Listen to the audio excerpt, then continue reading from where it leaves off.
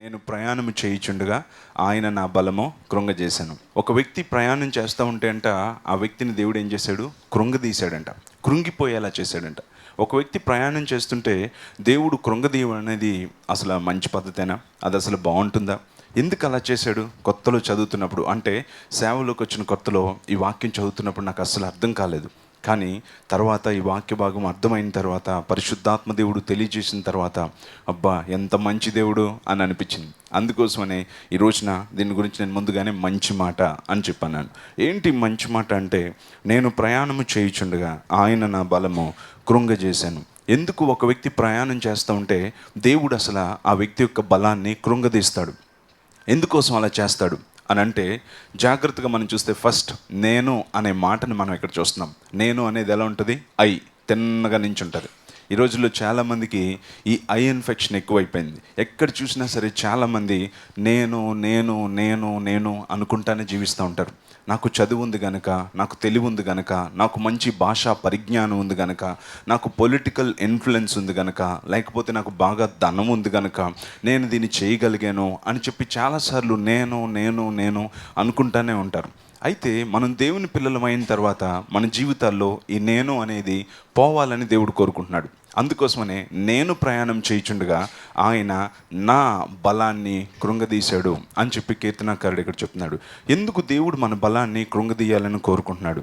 ఎందుకు బలాన్ని కృంగదీయాలని కోరుకుంటున్నాడంటే, మన జీవితంలో మనల్ని పుట్టించిన దేవుడు మనల్ని గురించి ఉన్నతమైన ప్రణాళికలతో మనలో గొప్ప సామర్థ్యాన్ని పెట్టి మనల్ని దేవుడు ఈ భూమి మీదకి పంపించిన దేవుడు మన ద్వారా గొప్ప వాటిని చేపట్టాలని దేవుడు ఆశపడుతున్నాడు. అయితే మన జీవితంలో నేను నేను అనుకున్నప్పుడు దేవుని యొక్క ఉన్నతమైన ప్రణాళికలు, ఉద్దేశాలు మన జీవితంలో నెరవేర్చబడకుండా పోతాయి. అందుకని దేవుడు ఏంటంటే, నేను అనేవాడు ప్రయాణం చేసినప్పుడు ఆ వ్యక్తి యొక్క బలాన్ని దేవుడు కృంగజేయాలని కోరుకుంటాడు. ఒక స్పాంజ్ నిండా నీళ్ళు ఉన్నాయనుకోండి, అందులోనికి కొత్త నీటిని తీసుకురావాలి. అప్పుడు ఏం చేస్తాం? స్పాంజ్ గట్టిగా పిండేసి అప్పుడు బకెట్లో ముంచితే కొత్త నీటిని అబ్జర్వ్ చేస్తుంది. అలాగే దేవుడు నా బలం అంతటిని ఎందుకు పిండేస్తాడు అంటే, నా బలంతో నేనేమీ చేసుకోలేనని దేవుడు తన బలంతో మనల్ని నింపాలని. హల్లెలూయా! దేవుడు తన బలంతో మనల్ని నింపాలి అంటే నా అనేవాడి బలం అంతటిని దేవుడు కృంగదీయాలి. ఎందుకంటే నా అన్నవాడు తన బలం మీద ఆధారపడతాడు. నా అన్నవాడు తన శక్తి సామర్థ్యం మీద ఆధారపడి పరిస్థితుల్ని చూస్తాడు. తన శక్తి సామర్థ్యం మీద ఆధారపడి అడుగులు వేస్తాడు. తన శక్తిని, తన బలాన్ని ఆధారం చేసుకొని నిర్ణయాలు తీసుకుంటాడు. అందుకని ఆ వ్యక్తి యొక్క దర్శనం చిన్నదైపోద్ది, ఆ వ్యక్తి యొక్క జీవితం కుచించుకుపోద్ది. అందుకని దేవుడు తన ప్రియమైన పిల్లలుగా మన జీవితంలో నా నా నా నేను నేను నేను అంటూ నడుస్తున్నప్పుడు వారిని దేవుడు కృంగదీయాలని కోరుకుంటాడు. నేను అని నా బలం మీద ఆధారపడినంతసేపు కూడా నేను కృంగిపోతాను. నువ్వు కూడా, మనం కూడా అంతే. ఎప్పుడైతే నేను అనే దాని మీదే మనం నడుస్తూ ఉంటామో మనం తప్పనిసరిగా కృంగిపోతాం. ఒక వ్యక్తి తన సొంత బలం మీద ఆధారపడినప్పుడు ఆ వ్యక్తి తప్పటడుగులు వేస్తూ ఉంటాడు కదా. దానికి మంచి ఉదాహరణ యాకోబు. అంతకుముందు యాకోబు అంటే మోసగాడు, తండ్రిని మోసం చేశాడు కదండి, సోదరుడిని మోసం చేశాడు. అటువంటి యాకోబును దేవుడు ఏం చేశాడు? ఒక రోజున యబ్బోకు రేవు దగ్గర తొంటినరం విడగొట్టి తన యొక్క బలాన్ని కృంగజేసినప్పుడు అక్కడ యాకోబు ఇశ్రాయేలుగా మార్చబడ్డాడు. అలాగే మన జీవితంలో కూడా మనం ఎప్పుడైతే మన సొంత బలం మీద ఆధారపడతామో తప్పుడు నిర్ణయాలు తీసుకుంటాం, అడ్డదారులోనికి వెళ్ళిపోతూ ఉంటాం, కొన్నిసార్లు కృంగిపోతూ ఉంటాం, నేను ఏది చేయలేను అన్న పరిస్థితులకు మనం వెళ్ళిపోతాం. అందుకనే తన ప్రియమైన పిల్లలుగా మన జీవితంలో మనం ప్రభువుని అంగీకరించిన తర్వాత మన బలం కృంగిపోవాలి. అలా మన బలం కృంగిపోవడానికి మనం అతిశయించాలని దేవుడు కోరుకుంటున్నాడు. పౌలు భక్తుడు ఒక మంచి మాట అన్నాడు. గలతీయులకు రాసిన పత్రిక 2వ అధ్యాయం 20వ వచనం, గలేషియన్స్ చాప్టర్ 2 వర్స్ 20 ఏమన్నాడు? ఇకను జీవించువాడును నేను కాదు, ఇకను జీవించేవాడు సీ ఫర్ క్రైస్ట్. చూసారండి, ఇకను జీవించేవాడు నేను కాదు, ఇక మీదట క్రీస్తే నా యందు జీవిస్తున్నాడు. అంటే పౌలు భక్తుడు ఒక మంచి నిర్ణయం తీసుకున్నాడు. అదేంటంటే, ఇక మీదట నేను అంగీకరించిన నా ప్రభువే నాలో జీవిస్తాడు, ఇక మీదట నేను అనేవాడు జీవించకూడదు అని నిర్ణయం తీసుకున్నాడు. మన జీవితంలో కూడా దేవుని యొక్క శక్తి, క్రీస్తు శక్తి మన మీద నించోవాలని అనుకుంటే మనం నేను అనేవాడిని కంప్లీట్గా పక్కన పెట్టగలగాలి. ఏ రోజైతే నేను అనేవాడిని పక్కన పెట్టగలుగుతామో ఆ రోజునే దేవుని శక్తి చేత మనం నింపబడతాం. అప్పుడే మన విజన్ మారిపోతుంది, మన మాట మారిపోతుంది, మన చేతలు మారిపోతాయి, మన నిర్ణయాలు మారిపోతాయి. అందుకోసం అని చెప్పి మనం దేవుని బలంతో నింపబడాలని దేవుడు కోరుకుంటున్నాడు. ఎందుకు దేవుని బలంతో మనం నింపబడాలి? ఎందుకు నింపబడాలి అంటే జీవితంలో మన జీవితంలో దేవుడు మన శక్తికి మించిన ప్రయాణాన్ని ఏర్పాటు చేస్తాడు. సో మన శక్తితో దేవుడు ఏర్పాటు చేసిన ఈ జీవిత ప్రయాణం మనం చేయలేం. దేవుడు మనం ఎక్కలేనంత ఎత్తైన కొండ మీదకి ఎక్కించాలని ఆశపడతాడు. మన శక్తితో ఎత్తైన కొండ మీదకి మనం ఎక్కలేం. సో ఆ ఎత్తైన కొండ మీదకి ఎక్కాలన్నా, శక్తికి మించిన ప్రయాణం చేయాలన్నా మన బలంతో దాన్ని చేయలేం. అందుకోసమని దేవుడు ఏం చేస్తాడంటే తన బలంతో మనల్ని నింపి మన చేత శక్తికి మించిన కార్యాలు చేస్తాడు.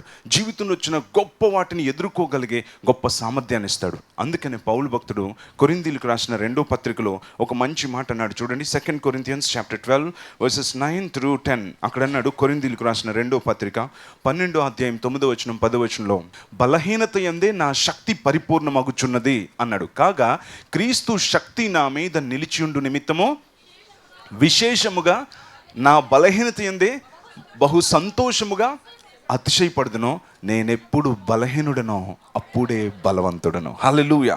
నేను అనేవాడు ఎప్పుడైతే బలహీనుడైపోయాడో అప్పుడే మనం నిజంగా బలవంతులం. అందుకనే పౌలు భక్తుడు అంటున్నాడు, నా జీవితంలో నేను దేవుని కోసం జీవించాలి అంటే దేవుని శక్తితో నేను నింపబడాలి. నా సొంత బలం పక్కన పెట్టాలి, నేను అనేవాడు బలహీనపరచబడాలి అని ఆశపడుతున్నాడు. ఎందుకంటే ఆ దేవుని శక్తితో నింపబడితేనే కానీ పౌలు భక్తుడు దేవుని కోసం జీవించలేడు. ముమ్మారు వాడ బద్దలైపోయి సముద్ర యానంలో మునిగిపోయే పరిస్థితి వచ్చినప్పుడు ఇంకెందుకులే కొట్టుకుపోదాం అని అనుకోలేదు. ఎందుకంటే క్రీస్తు శక్తి వాడ 3 సార్లు మునిగిపోయినా ఏదో ఒక చెక్క పట్టుకొని గమ్యాన్ని చేరాలి, ఇంకా కొన్ని ఆత్మలు నేను సంపాదించాలి అన్న మంటతోటే ఉంచింది. ఏంటో తెలుసా? ఆ దేవుని యొక్క శక్తి. లేకపోతే ఇంకెందుకు దేవా అనేవాడు. ఒకటి తక్కువ 40 కొరడా దెబ్బలు ఎన్నోసార్లు కొడితే వాటిని భరించగలిగే శక్తి ఎవరిచ్చారు? దేవుడిచ్చాడు. మన శక్తితో మనం వాటిని భరించలేం. మన శక్తితో మనం నిందలు భరించలేం. మన బలంతో మనం అవమానాలు భరించలేం. మన బలంతో మనం దేవుని కోసం ఏదీ సాధించలేం. అందుకోసమనే పౌలు భక్తుడు దేవుని శక్తితో నింపబడ్డాడు కనుకనే తన జీవితంలో భయంకరమైన శ్రమల్ని కూడా ఎదుర్కొని నిలవబడగలిగాడు. ఈ రోజున పరిశుద్ధాత్మ దేవుడు నీతోనే మాట్లాడుతున్నాడు. మన జీవితంలో మన బలంతో అయితే మనం దేన్ని కూడా సాధించలేం. ఈ రోజున పరిశుద్ధాత్మ దేవుడు నీతోనే మాట్లాడుతున్నాడు. నీ జీవితంలో నువ్వు నీ సొంత బలం మీద ఆధారపడుతున్నావా?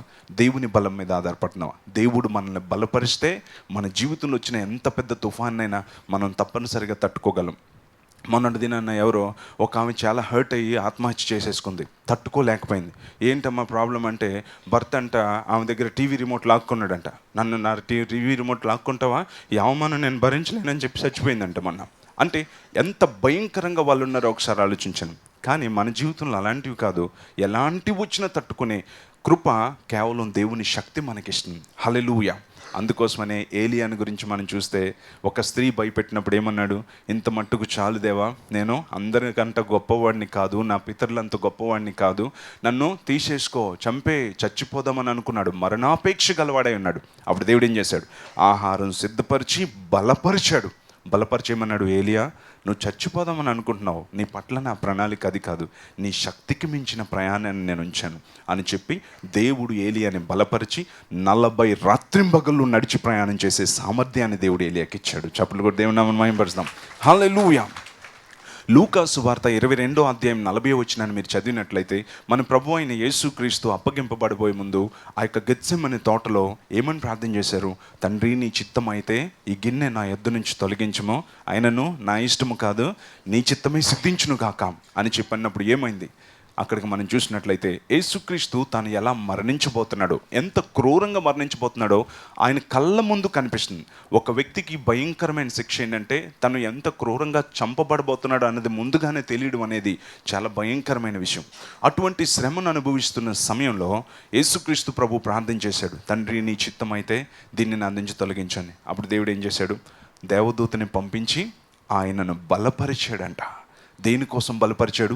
భయంకరమైన శ్రమను, నిందను, అవమానాన్ని భరించడానికి బలపరిచాడు.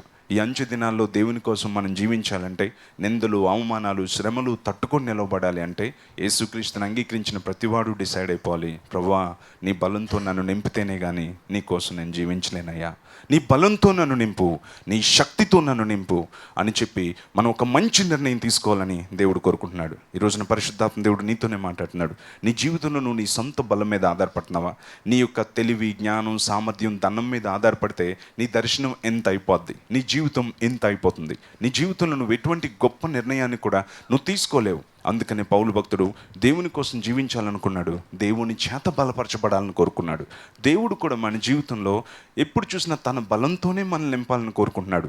ఏ రోజైతే మన జీవితంలో దేవుని బలంతో నింపబడతామో ఆ రోజునే మన జీవితంలో వ్యత్యాసాన్ని సమాజం చూస్తుంది, మనం కూడా చూస్తాం, అపవాది కూడా చూసేలా దేవుడు చేస్తాడు. కనుక మనం దేవుని బలంతో నింపబడినప్పుడే మన చూపు, మాట, నిర్ణయాలు, నడక అన్నీ కూడా మారిపోతాయి. అదే దేవునికి కావాలి. ఈ రోజున మన జీవితంలో ఎటువంటి పరిస్థితుల్లో ఉన్నాం? దీనికి మంచి ఉదాహరణగా మనం దావీదు భక్తుడిని తీసుకోవచ్చు. మనం 18వ కీర్తన చూసినట్లయితే 18వ కీర్తన మొదటి వచనంలో ఏమని అన్నాడు?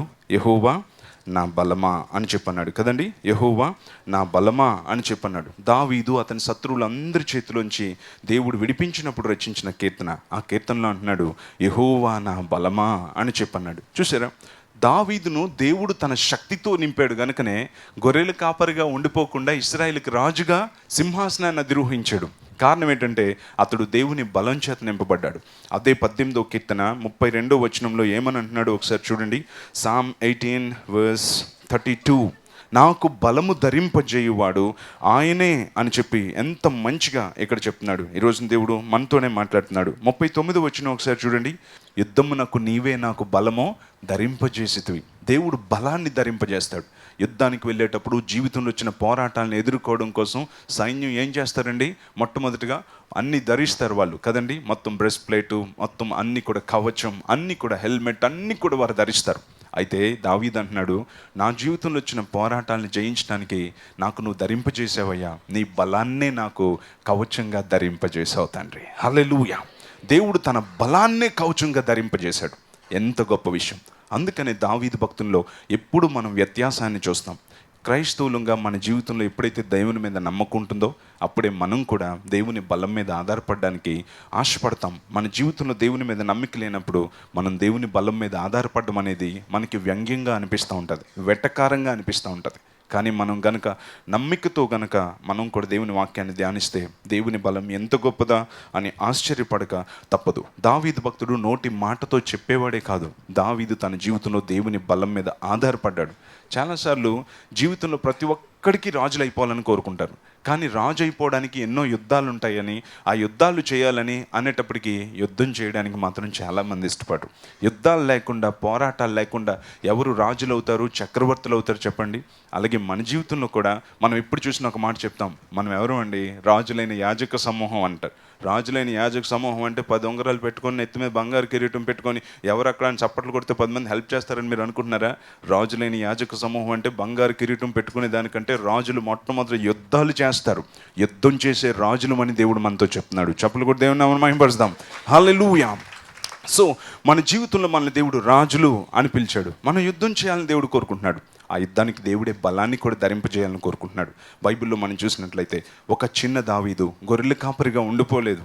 అతని ఎడల దేవుని యొక్క ఉద్దేశాలన్నీ నెరవేర్చబడ్డాయి. అందుకనే నా హృదయానుసారుడైన దావీదు, నా ఉద్దేశాలన్నీ అతని ఎడల నెరవేర్చబడతాయి అన్నాడు. నీ జీవితంలో దేవుని ఉద్దేశాలు నెరవేర్చబడాలి అంటే నువ్వు కూడా దావీదు భక్తునిలా దేవుని యొక్క బలం మీద ఆధారపడడం అనేది నువ్వు నేర్చుకోవాలి. అప్పుడే దేవుని యొక్క ఉద్దేశాలన్నీ కూడా నీ పట్ల నెరవేర్చబడతాయి. ఈ రోజుల్లో ఎంతోమంది దావీదులు ఇంకా గొర్రెల కాపర్లుగానే జీవిస్తున్నారు. కానీ ఆనాటి దావీదు గొర్రెల కాపరిగా ఉండిపోలేదు, అతను ఒక రాజుగా మార్చబడ్డాడు. కారణం ఏంటో తెలుసా? అతన్ని అడిగితే అంటాడు, యెహోవా నా బలమా, the Lord is my strength, ఆయనే నాకు బలాన్ని ధరింపజేస్తున్నాడు అని చెప్పి అంటున్నాడు. ఈ రోజున మన జీవితంలో అటువంటి దేవుని బలం మీద నింపబడాలన్న ఆశ మనకుందా? యుద్ధాలు చేయాలన్న ఆశ మనకుందా? దావీదు అంటున్నాడు, యెహోవా నా బలమా అండమే కాదు, తన జీవితంలో అనేకమైన విషయాల్లో ఆ దేవుని బలంతో జయాన్ని చూశానని అంటున్నాడు. నా దేవుని సహాయం వలన నేను ప్రాకారములను దాటెదను అని చెప్పి అంటున్నాడు. దేవుని బలం మన జీవితంలో దాన్ని ధ్యానించాలని దేవుడు కోరుకుంటున్నాడు. 1 సమూయేలు గ్రంథం 17వ అధ్యాయం మీరు చూసినట్లయితే ఒక జయంట్ని అంటే గొల్యాతుని ఎదుర్కొనే సందర్భాన్ని మనం అక్కడ చూస్తున్నాం. ఈ 1 సమూయేలు 17వ అధ్యాయంలో మనం చూస్తే 6 మూరల జానడు, ఒక పెద్ద పర్సనాలిటీ, ఇంచుమించుగా 11-12 అడుగులు ఎత్తుండే ఒక వ్యక్తి ఛాలెంజ్ చేస్తున్నాడు ఇశ్రాయేల్ ప్రజల్ని. ఏమని అంటున్నాడు? హే, మీలో ఎవరికైనా దమ్ము ధైర్యం ఉంటే నన్ను జయించండి. మీరందరూ నా మీదకి యుద్ధం రావడం ఎందుకు? మేమందరం మీ దగ్గరికి యుద్ధం రావడం ఎందుకు? మీలో నుంచి ఒకడు, నేను ఒకడిని అని చెప్పన్నాడు. నేను ఫిలిష్తీయుడిని కానా అని చెప్పన్నాడు. అంటే నా అంత దుర్మార్గుడు ఎవడైనా ఉంటాడా అని చెప్పి దాని అర్థం. అంటూ ఛాలెంజ్ చేస్తుంటే సౌలు రాజు వణికిపోతున్నాడు, సౌలు రాజు సైన్యం వణికిపోతున్నారు. రోజు వచ్చి ఛాలెంజ్ చేస్తున్నాడు. ఒక రోజున చిన్న దావీదు అడవిలో నుంచి చిన్న క్యారేజ్ ఊపుకుంటూ వచ్చాడు అన్నయ్యని పలకరిద్దామని చెప్పి. ఇలా వచ్చేటప్పుడు సడన్గా అదే టైంకి గొల్లియాతు వచ్చి ఛాలెంజ్ చేస్తున్నాడు, హలో, మీకు ఎవరికైనా దమ్ముంటే నన్ను జయించండి అని. దావీదు వెంటనే వాడిని దూరం నుంచి చూసి, జీవము గల దేవుని సైన్యమును ఎదిరించుటకు ఈ సున్నతి లేని ఫిలిష్తీయుడు ఏపాటివాడు అన్నాడు.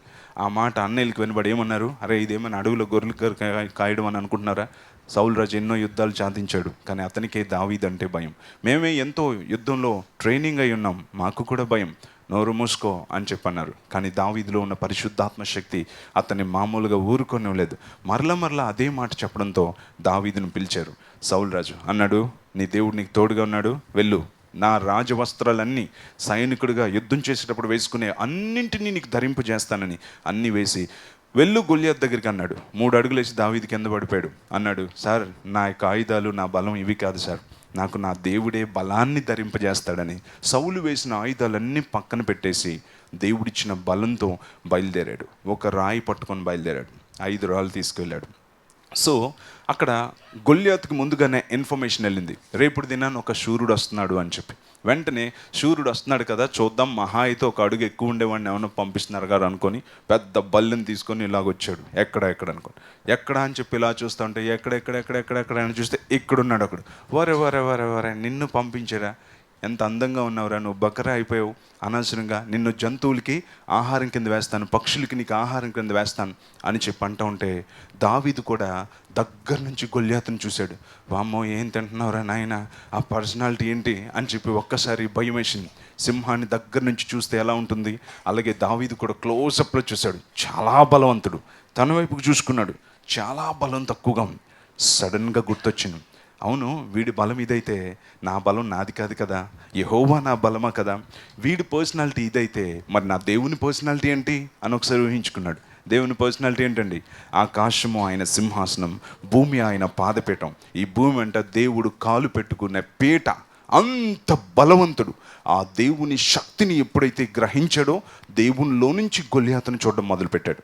పైనుంచి మీరు కిందన పెద్ద పెద్ద ఏనుగులను చూడండి, అవి పీనుగుల కంటే తక్కువగా ఉంటాయి, చిన్న కారులాగా ఉంటాయి, బొమ్మల్లా కనిపిస్తూ ఉంటాయి. అలాగే దేవుని బలంలో నుంచి ఆ పరిస్థితిని చూశాడు. గొల్లియాతు అనే ఒక బలవంతుని చూసేటప్పటికి దావీదుకి గొల్లియాతు కుక్కలా కనిపించాడు. రాయేసి కొట్టి చంపేశాడు. ఇశ్రాయేలుకి రాజుగా సింహాసనాన్ని అధిరోహించాడు. ఎందుకు దావీదు ఈ విధంగా జయించగలిగాడు అనంటే, అతడు పరిస్థితిని దేవునిలో నుంచి చూశాడు, దేవుని బలంలో నుంచి చూశాడు. అందుకనే దావీదుకి గొల్లియాతు కుక్కలా కనిపించాడు. మనం మన బలంలోంచి చూస్తాం కనుక ప్రతి కుక్క కూడా గొల్లియాతులాగే కనిపిస్తూ ఉంటుంది. ఈరోజు దేవుడు నీతోనే మాట్లాడుతున్నాడు.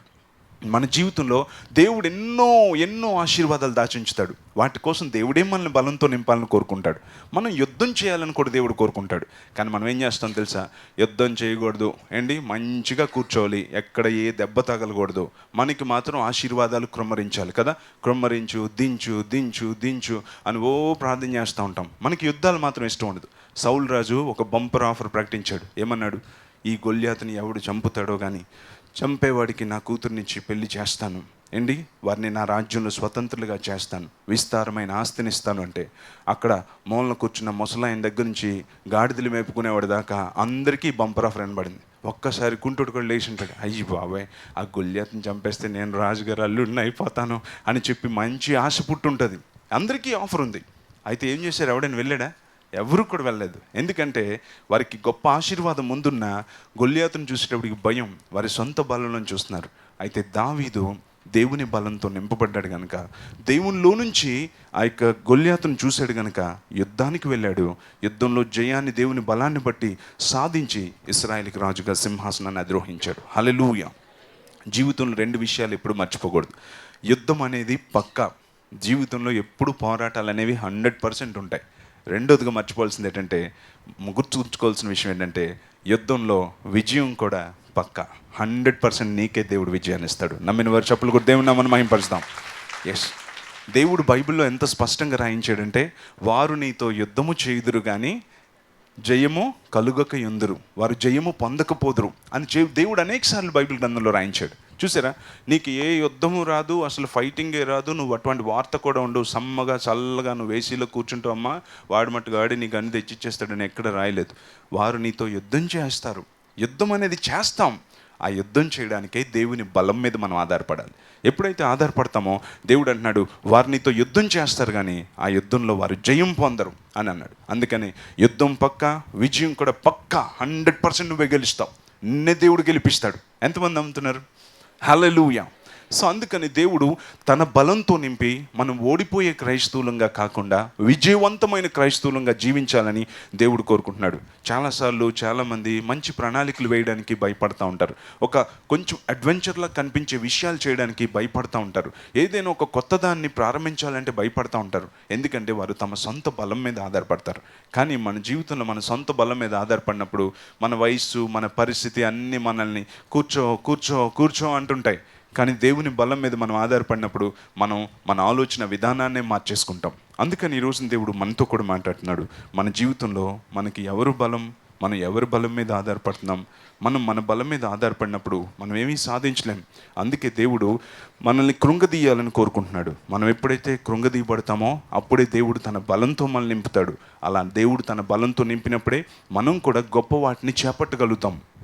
దేవుని బలంతో నింపబడినప్పుడే మన దర్శనం మారిపోతుంది, మన చూపు మారిపోతుంది, మన మాటలు మారిపోతాయి, మన నడకలు కూడా మారిపోతాయి.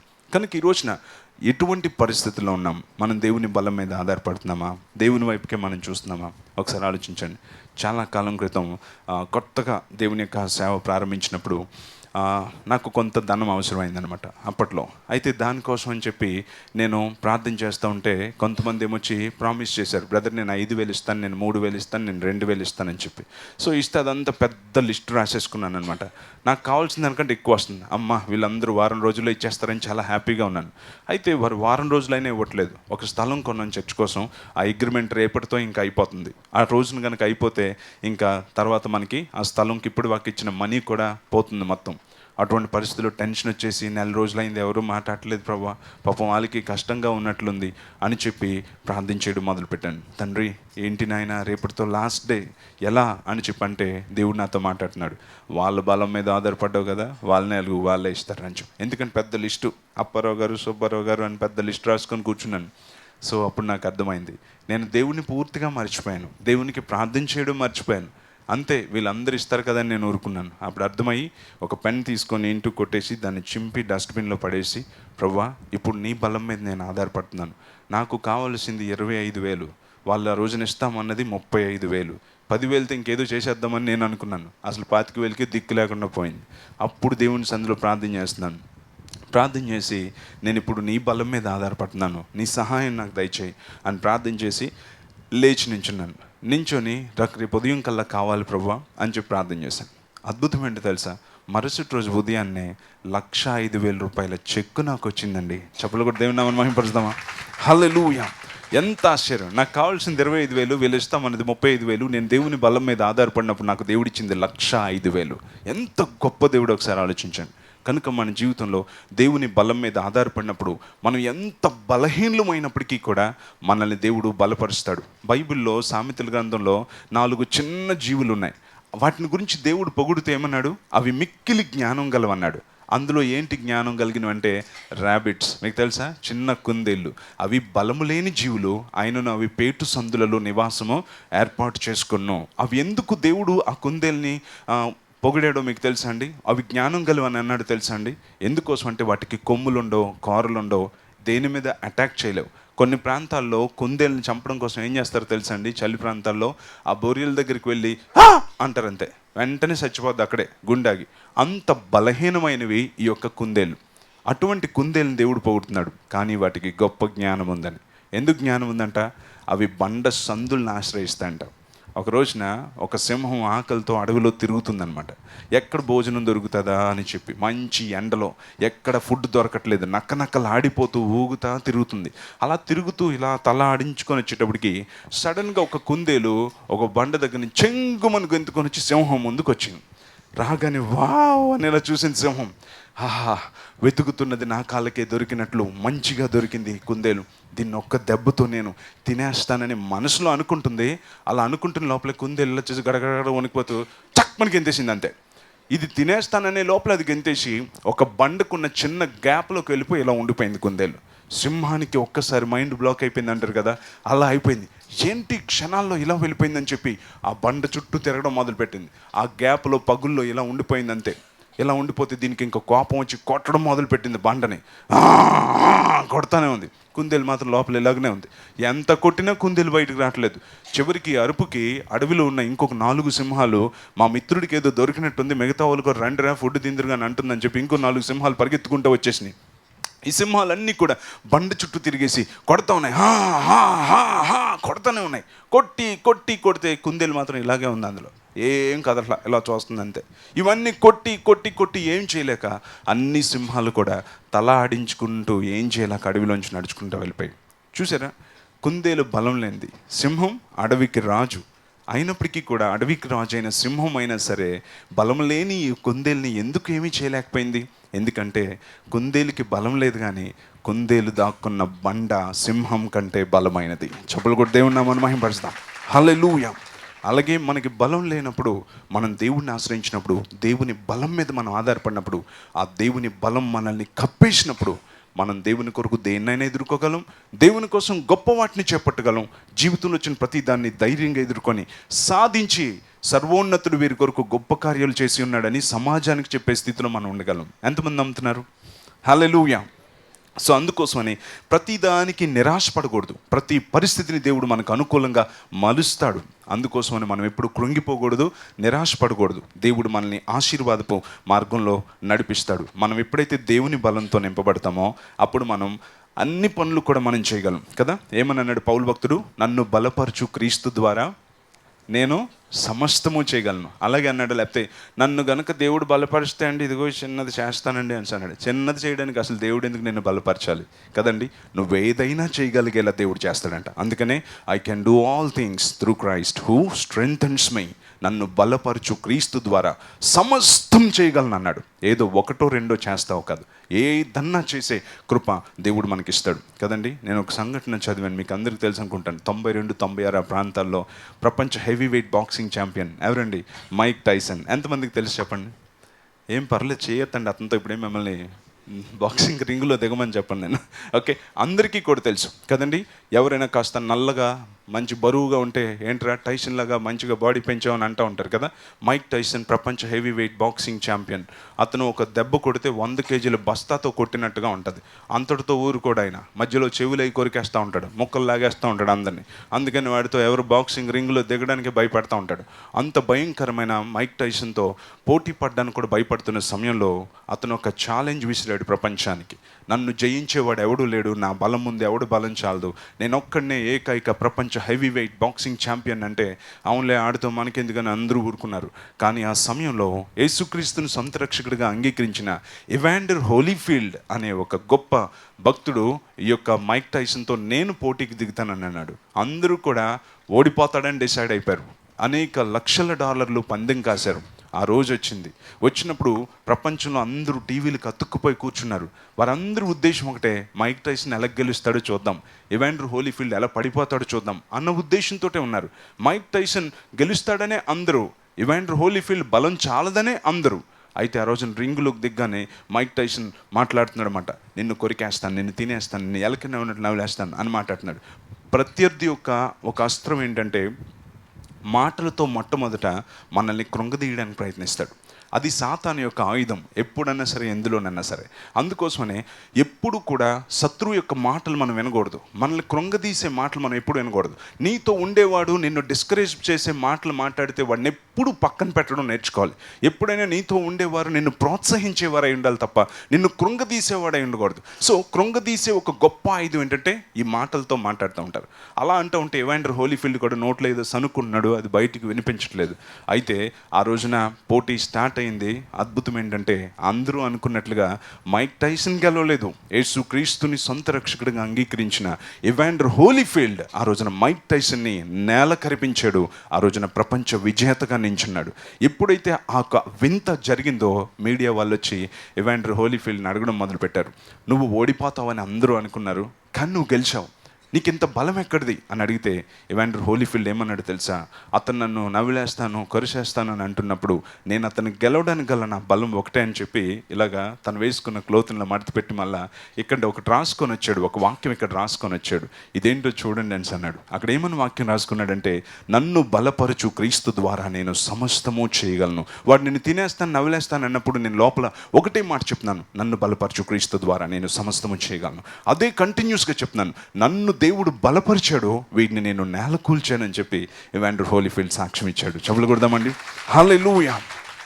ఎస్, దావీదు భక్తుడు అందుకే అన్నాడు, బలము తనదని ఒక మారు నాకు సెలవిచ్చాను, 2 మారులు ఆ మాట నాకు వినబడాను. మనకు వినిపిస్తుందా? దేవుడు నాదమ్మా బలం, నాదయ్యా బలం, నా కుమారుడా నాది బలం, నువ్వెందుకు అలా అవుతున్నావు అంటుంటే అది నీకు గింగిరాలు తిరుగుతుందా? నీకు రీసౌండ్ వస్తుందా?